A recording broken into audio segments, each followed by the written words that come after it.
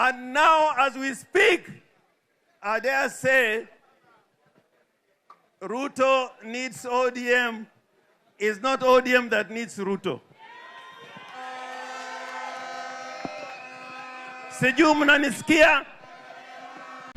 The heat inside the ODM youth meeting in Mombasa rose long before the agenda could settle. What was expected to be a routine gathering quickly shifted into a political showdown after James Orengo delivered a fiery speech that sent ripples across the hall.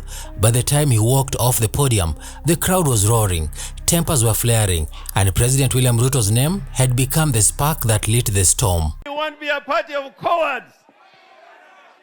In this party, kuna wana ODM wanaanza kusema we will be in government or we form the next government.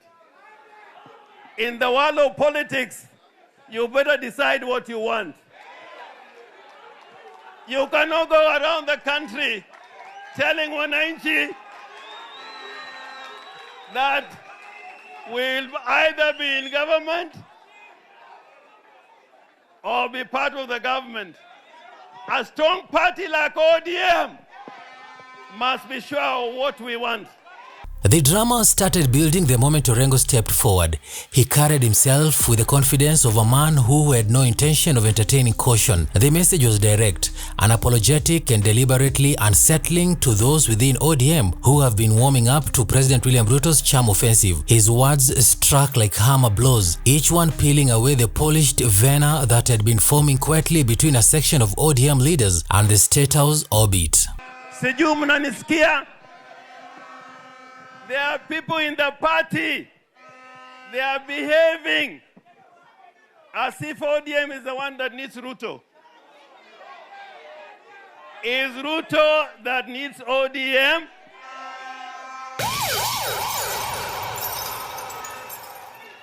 Kwa sababu ameshindwa. As he pressed on, the mood in the room shifted. Youths who had come expecting a measured political talk found themselves swept into a wave of charged emotions. Every sentence sharpened their reactions. Some cheered until their voices cracked. Others rose to their feet as if pulled by an unseen force. The intensity built so fast that even seasoned politicians could sense that something unusual was brewing. I'm not afraid to say. I'm not afraid to say. I have nothing to fear but fear.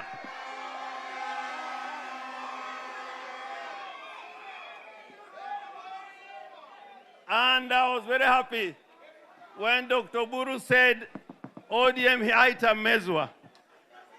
And I'm very happy to hear what Winnie said. The liberation.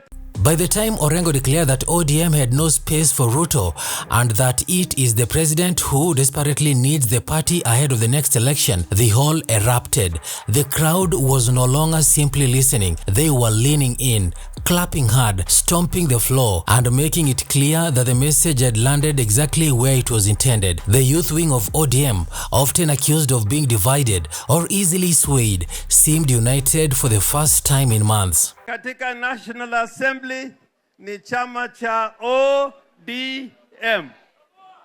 Chama cha ODM.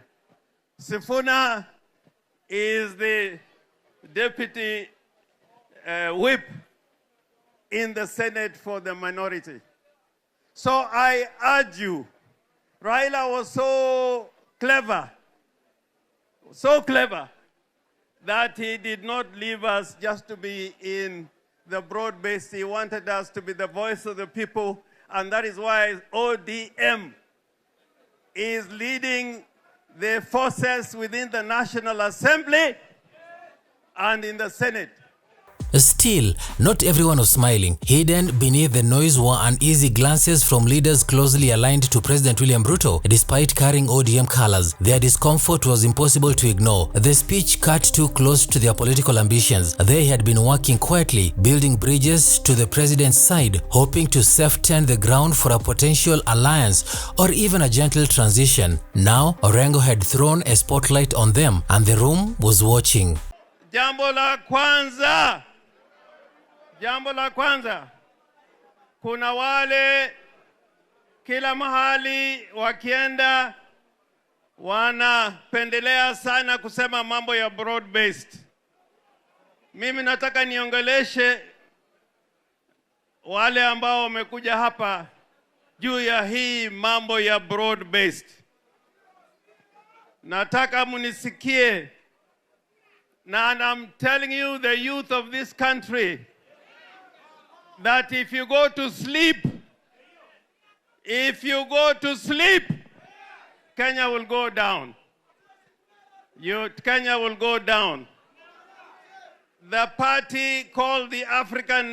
As the cheers continued, the political message behind the speech became crystal clear. ODM was drawing a hard boundary. The party was reminding everyone dreaming of a merger, a handshake or a quiet absorption into UDA that this was not the season for soft hearts. The talk of a broad-based government was dismissed as a disguise meant to weaken the opposition and blur the ideology that once defined the party's struggles. ODM wanted the country to know that it had no interest in being swallowed or reshaped to fit anyone's convenience. Nataka niseme baba, mahali umeenda, Mungu akuweke mahali pema peponi, lakini sisi ambao tunajiita vijana wako na wanafunzi wako tutazidi kusukuma sera za chama cha ODM.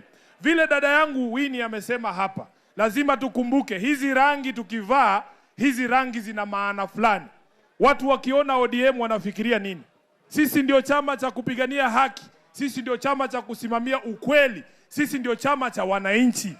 The most striking moment came when Orengo emphasized that ODM has survived tougher seasons without bending to pressure. It was a reminder that the party's foundation was built on resistance, not compromise. It had stood firm through arrests, threats, betrayals, and shifting political winds. Those who attempted to bury it had ended up watching it rise again and again. The message stung even harder because it pointed at the growing feeling that some ODM figures had become too comfortable under the current administration. I asked the leadership in ODM.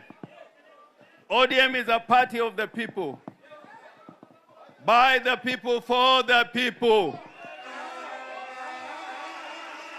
ODM can never be the party by broad-based, for broad-based, and in the interest of broad-based. In law and in politics, there is nothing like that. As the speech ended, the hall was vibrating with energy. The youth, who often feel overlooked, finally had a message that stirred their political loyalty. They saw a leader defending the soul of their party while calling out what many of them whisper behind closed doors. The reaction was raw and honest. Heckles broke out whenever RUTO'S name came up, not for malice, but for a deep frustration with attempts to dilute their movement. Nasikia kuna wengine ambao wanatembea nasi mchana lakini usiku wanajaribu kuuza hii chama. Haiwezekani. ODM was not born in a bedroom. It was not made in a bedroom. So its future will not be discussed as pillow talk. It has been the heartbeat. The aftermath was immediate. Conversations around the venue turned into heated debates. Some leaders who had been openly flirting with the president's side suddenly found themselves exposed. They walked out in silence, avoiding the cameras and microphones waiting outside. Their absence spoke louder than any words they would have offered. Nataka niulize viongozi wote, tafadhali tusilete mchanganyiko mahali baba alituacha na akatuonyesha kwamba tutembee kwa hiyo barabara. The Mombasa meeting was supposed to bring the youth together for unity and planning. Instead, it became the battleground where ODM drew a line in the sand. It marked a bold shift in tone, a reminder that the party is not ready to fold into anyone's political vision. Whether the message will strengthen ODM or deepen its internal cracks remains to be seen. But one thing stood firmly by the end of the day. Ruto may have influence across the political field, but inside that hall in Mombasa, his name carried no weight. It carried resistance, and ODM seemed ready for the fight ahead. Kwa hivyo mimi kama James Orengo nataka niungane na vijana. Mambo bado.